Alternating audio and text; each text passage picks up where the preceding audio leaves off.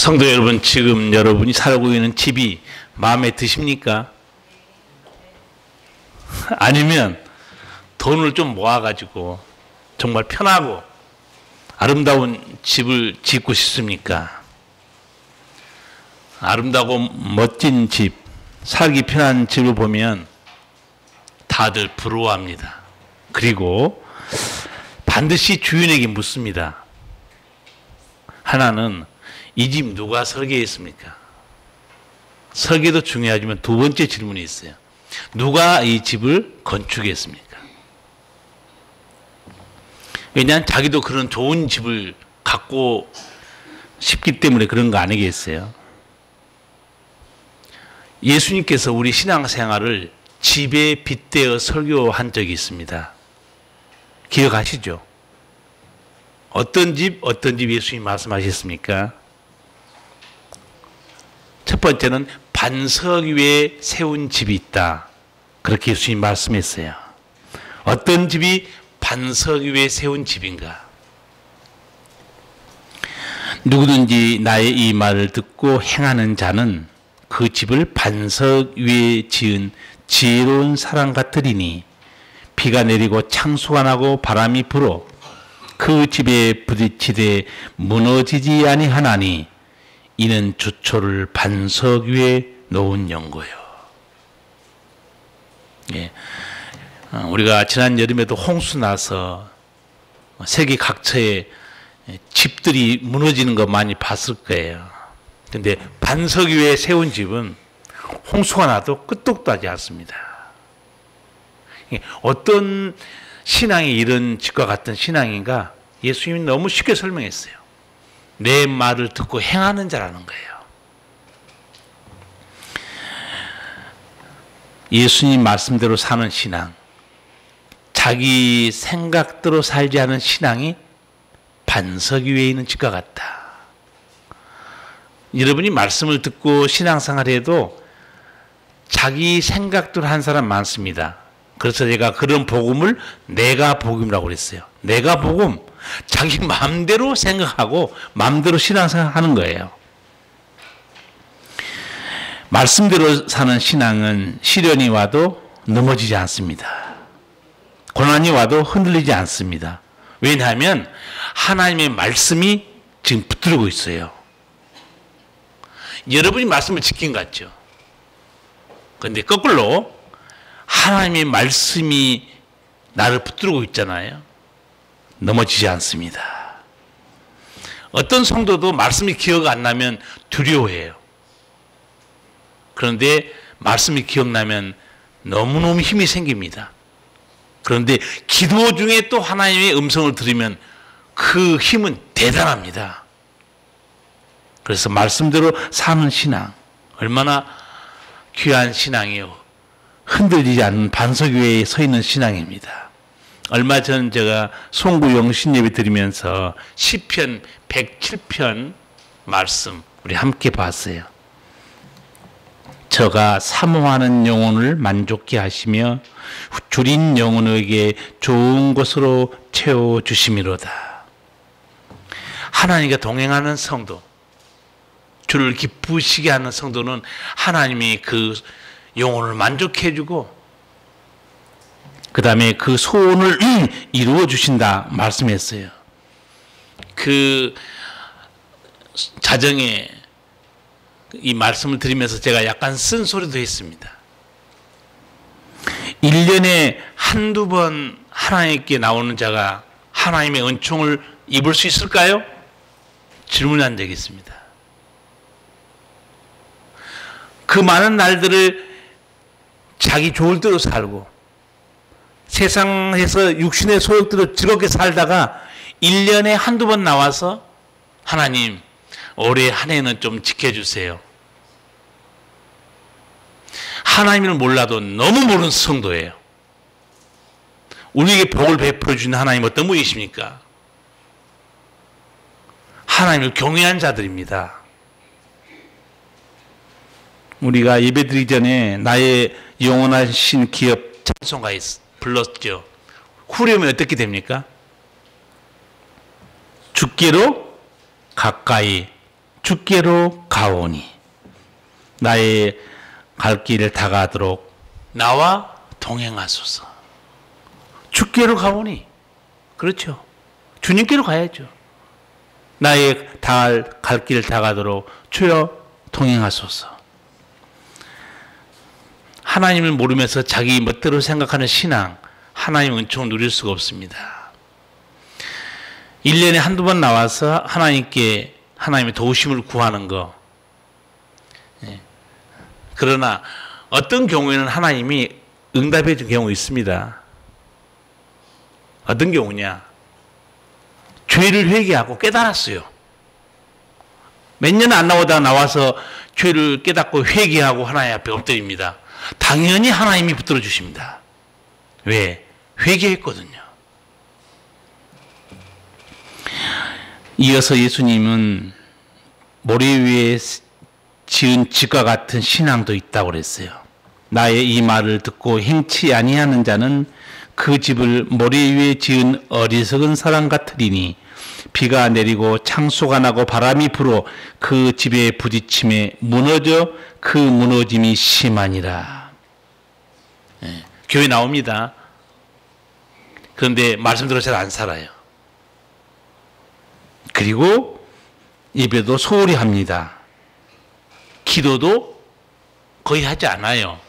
그러면 예수님은 내가 내 말대로 살지 않으면 어려움이 닥치면 너 믿음의 집은 무너져 버린다는 거예요.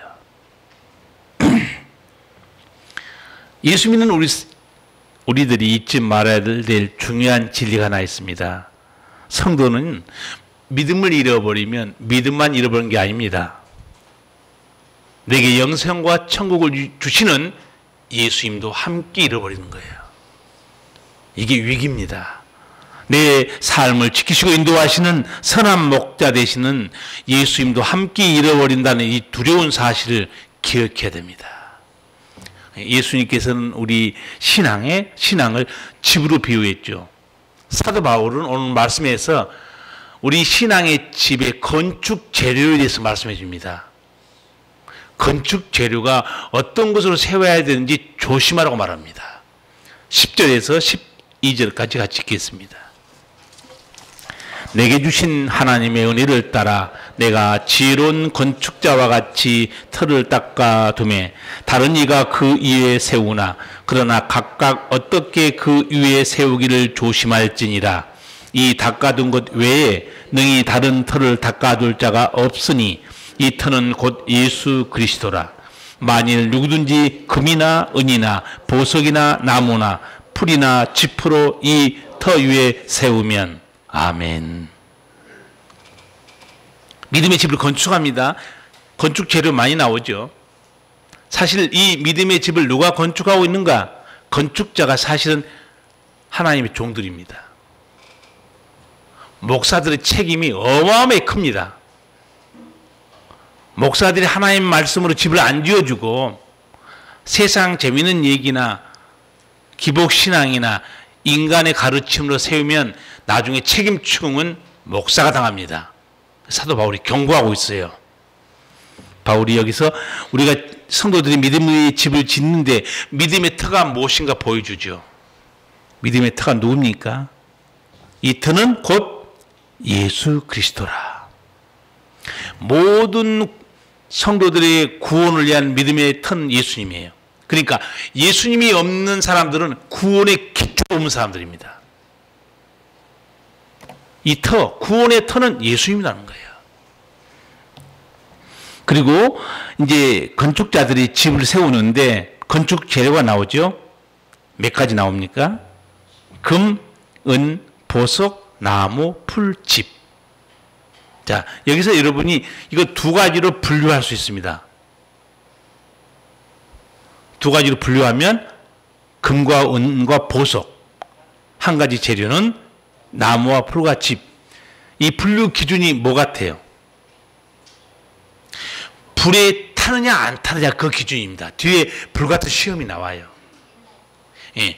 이게 기준이 뭐냐면 불같은 시험에 견디고 끝까지 남아있는 것은 금과 은과 보석입니다. 그리고 이 불같은 시험에 타버리는 게 뭐냐면 나무와 집과 그 다음에 풀로 지은 집입니다. 영적으로 보면 금은 보석은 어떤 재료일까요? 금과 같은 하나님 말씀입니다. 은과 보석과 같은 하나님의 말씀이에요. 불같은 시험이 와도 타지 않는 재료들입니다. 여러분이 금과 은과 보석으로 만약에 집을 지었다면 여러분의 믿음의 집은 거룩합니다. 그리고 그 집은 영원해요. 시험이 와도 흔들리지 않습니다. 지금 이 자리에서 내 믿음의 집의 건축 재료 확인할 수 있습니다. 나는 조금만 나를 시험에 들게 하면 나는 팍 쓰러져 버린다. 그럼 재료가 뭘까요? 금일까요? 지푸라기일까요? 재료 바꾸세요. 빨리 바꿔야 돼요. 제가 교회에도 화재보험 들려고 그 보험회사에 알아봤더니 목조 주택은 안 들어준대요. 뭐 새로운 사실 알았어요. 목조 주택 불나면 어떻게 되죠? 뼈대까지 없어져 버립니다. 그 비용이 얼마나 많이 들겠어요. 보험회사에서 그거 새로 지어줘야 되는데. 근데 이 콘크리트 건물 어떻습니까? 안에 내장만 조금 타고 말아요. 그래서 여러분이 스스로 내 믿음의 건축 재료가 뭔지 오늘 설교 들으면서 하나씩 잘 점검하기 바랍니다. 내가 이게 금이냐 은이냐, 금 같은 그 건축 재료 어떤 시험에도 흔들리지 않습니다. 유혹에도 흔들리지 않아요. 그러면 건축 재료가 나무와 풀과 집이다. 이 영적으로 보면 뭘까요? 인간의 가르침이에요. 기복신앙입니다. 세상에 재밌는 얘기예요. 이런 건축 재료에는 하나님, 예수님, 성령님에 대한 가르침이 없습니다. 구원에 이르는 진리가 없어요. 천국과 지옥에 대한 가르침도 없습니다. 성경에서 말하는 진정한 예배, 진정한 회개, 경건한 삶에 대한 가르침도 없어요. 십자가를 주고 주를 따르는 말씀이 없습니다. 이런 말씀이 없는데 어떻게 승리하겠어요? 여러분 한번 생각해 보세요.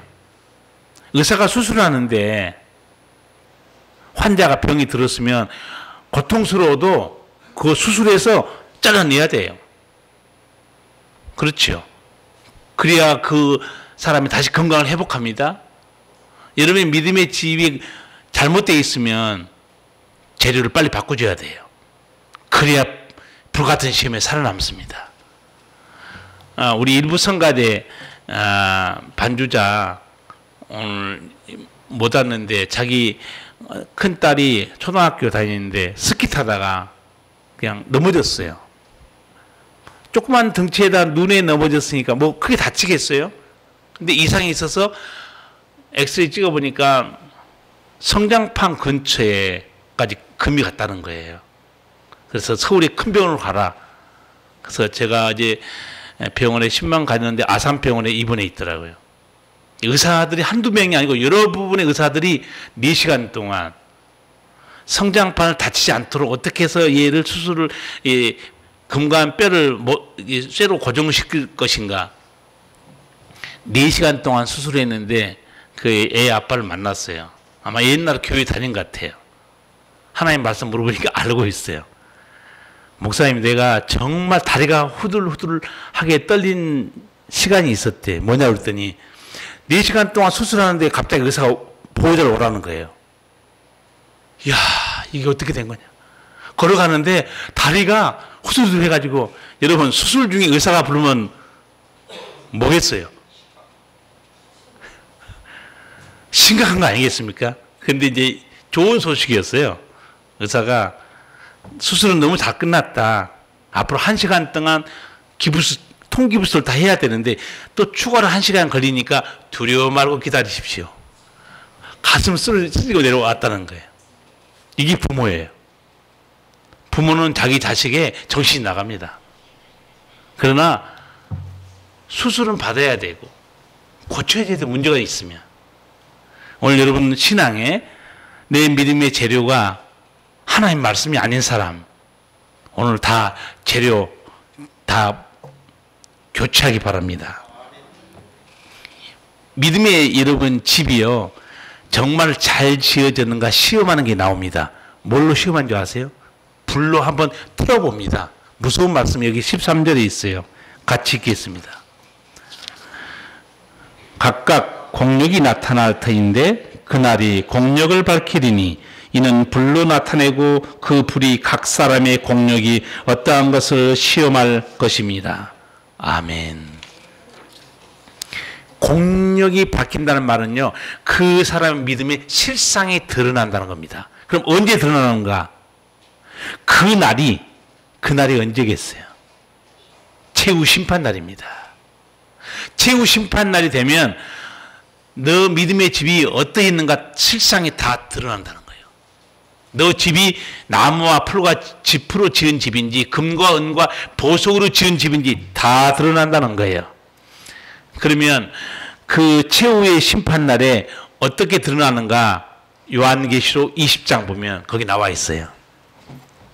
또 내가 보니 죽은 자들이 물은 대소하고 그 보좌 앞에 서는데 책들이 펴 있고 또 다른 책이 펴졌으니 곧 생명책이라. 죽은 자들이 자기 행위를 따라 책들에 기록된 대로 심판을 받으니. 죽은 자들이 책들에 기록된 대로 심판을 받습니다. 모든 행위가 그 책에 다 기록되어 있습니다. 참 놀랍지 않습니까? 심판날에 내 믿음의 실상이 다 드러납니다.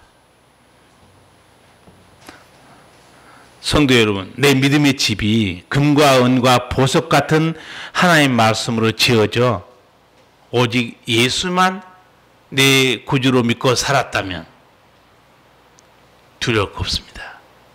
예수님 말씀을 믿고 영생을 얻었다면, 그리고 십자가를 지고 세상에서 승리했다면, 그리고 거룩한 열매가 맺혔다면 두려워할 거 없습니다.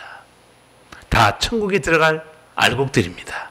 그러나 만약에 내 믿음의 집이 나무와 풀과 집과 같은 세상 가르침으로만 지어졌다면, 예수님을 내 구주로 믿지 않고 살았다면, 물과 성령으로 거듭나지 않았다면, 십자가를 지고 주를 따르지 않고 내 육신의 즐거움대로 살았다면,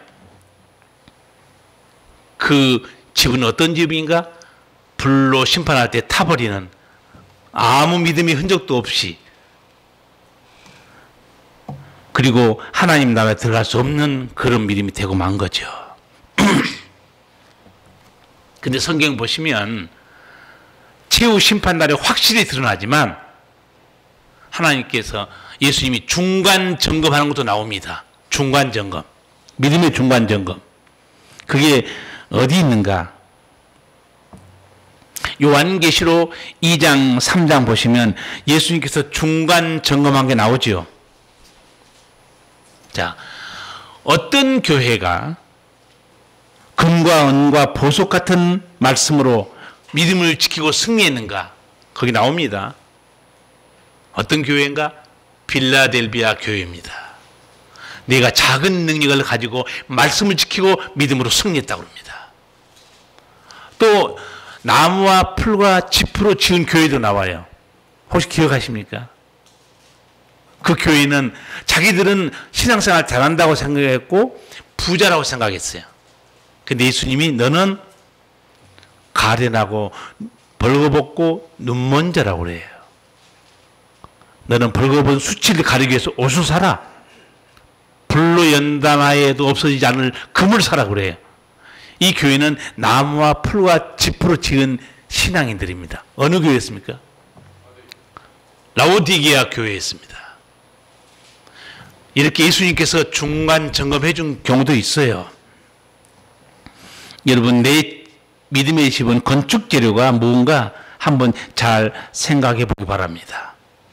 성도뿐만 아니고 목사님들도 목회하면서 문제가 생겨서 나중에 내가 하나님 말씀을 붙들고 목회를 안 했구나, 그런 목사님도 있어요. 제가 그제 한번 글을 봤는데 강원도 동해시에서 아마 교회를 크게 했던 목사님 같아요. 그래서 이 목사님 머릿속에는 목회 성공이 자리 잡고 있어요. 큰 교회, 그리고 많은 성도. 그런데 건축하다가 문제가 생겨서 목회를 떠나서 대구로 갔습니다. 택시 운전하면서 자기는 택시 그냥 선교사로 지금은 일하고 있다. 그것도 나이가 67이나 됐어요. 그렇지만 나는 지금이라도 천만 다행이다. 그러면서 글을 썼는데 잠깐 읽어드릴게요. 저는 10년 전까지 목회 성공이라는 빗나간 목표를 따라갔습니다. 동해시에서 교회 건축을 무리하게 진행한 탓에 큰 어려움을 당한 적도 있었습니다. 하지만 모든 것이 합력하여 선을 이루시는 하나님의 돌보심과 은혜로 현재 대구에서 택시를 운전하며 복음을 전하는 택시 선교사로 개척교회 목회자로 섬기고 있습니다. 67세의 나이에 택시를 하면서 선교하는 모습이 어쩌면 안쓰러워 보이고 개척교회 수준의 목회 현장이 초라해 보일지 모르지만 사실 그 누구보다 행복합니다. 왜냐하면 늦게나마 바른 방향을 찾았기 때문입니다. 우리가 살면서 억울한 일을 꼽자면 헛수고가 있을 것입니다. 신앙생활에서도 마찬가지입니다. 많은 목회자가 있고 성도가 있습니다. 저마다 열심을 냅니다. 그런데 그들의 수고가 헛수고가 된다면 어떨까요? 만일 하나님의 목적과 다른 방향으로 달리고 있다면 어떨까요? 그렇게 글을 썼어요. 제가 이 글을 읽어보면서 이 목사님은 목회에 대해서 금과 은과 보석으로 자기 목회를 세워야 되는데 제가 보기엔 나무와 풀과 지푸로 지은 것 같아요. 이렇게 교회를 크게 하고 교인을 많게 하고 성경하려는 목회자들 굉장히 많습니다. 그 자기 생각이에요. 저는 여러분 아다시피 이 교회에 왔을 때 성도들 우리 어른들 세상은 들어 떠났고 지금 여기 안 계십니다. 나이 든 할머니들하고 한 10대 명 모여 있었어요. 어서 빨리 교회를 부흥시켜가지고 안정해야지.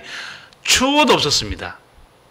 제 오직 관심은 한 영혼을 알곡으로 만드는 것이다.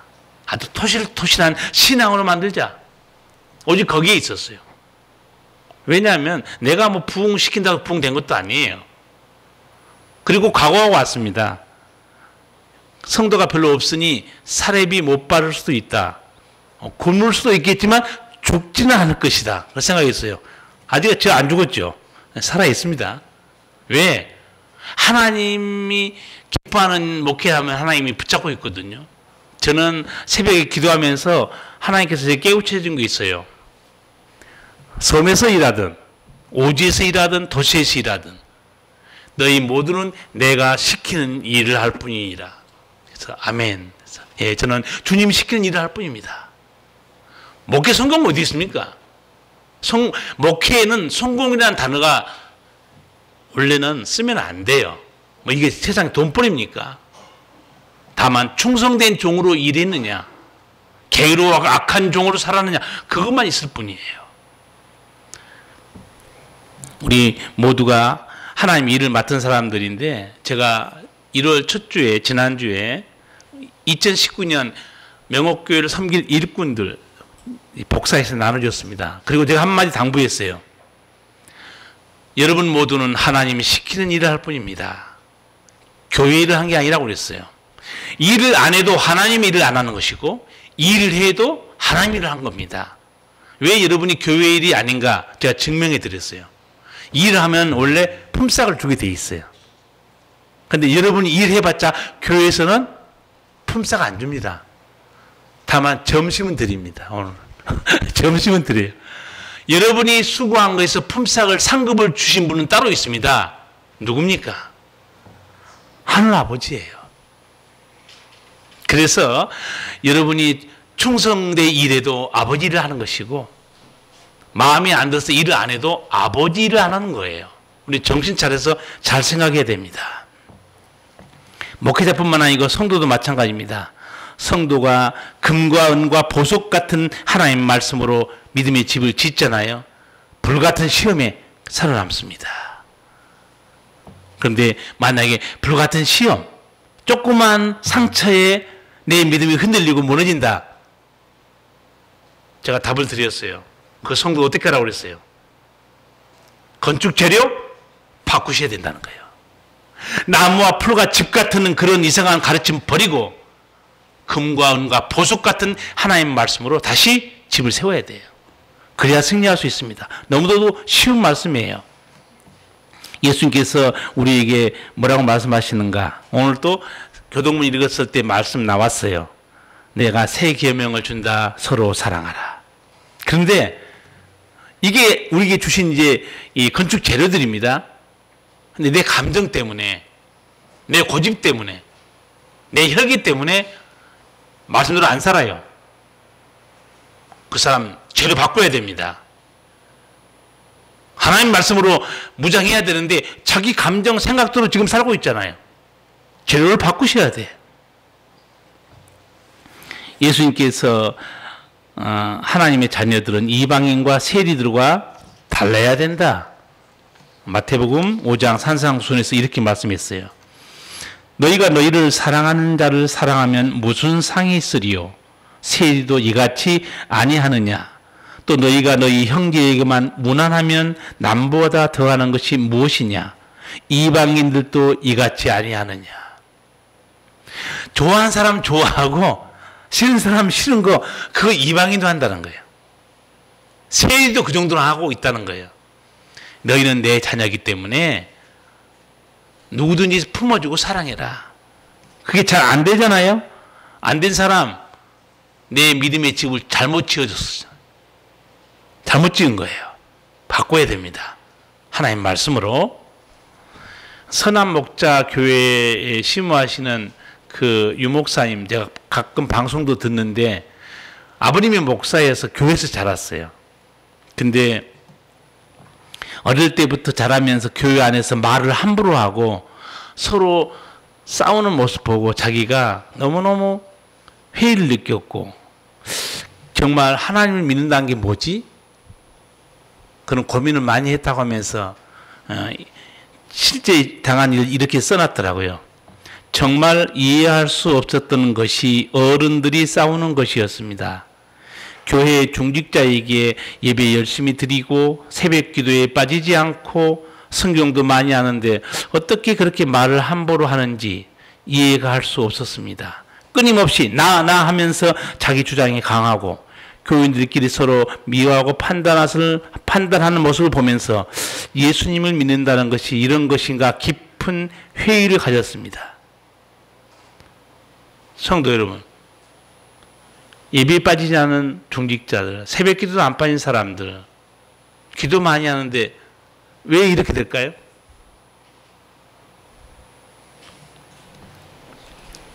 오늘 말씀 보면 믿음의 집 잘못 지은 겁니다. 건축 재료가 문제가 있는 거예요. 용서로 집을 지어야 되고 사랑으로 지어야 되고 그렇죠? 관용으로 지어야 되고 온유로 지어야 되는데 그 집이 지금 그런 재질이 없는 거예요. 여러분, 성도 여러분들도 예수님의 말씀이 내 삶에 드러나지 않으면 빨리 이제라도 건축재로 바꾸셔야 돼요. 사랑으로 다시 채우고 용서로 다시 채우고 그렇죠? 회개로 다시 채우고 겸손함으로 다시 채우고 십자가를 지어야 됩니다. 디도서 3장 1절 지난 수요일 날 말씀 같이 봤는데 대인관계에 아주 훌륭한 건축 재료가 있습니다.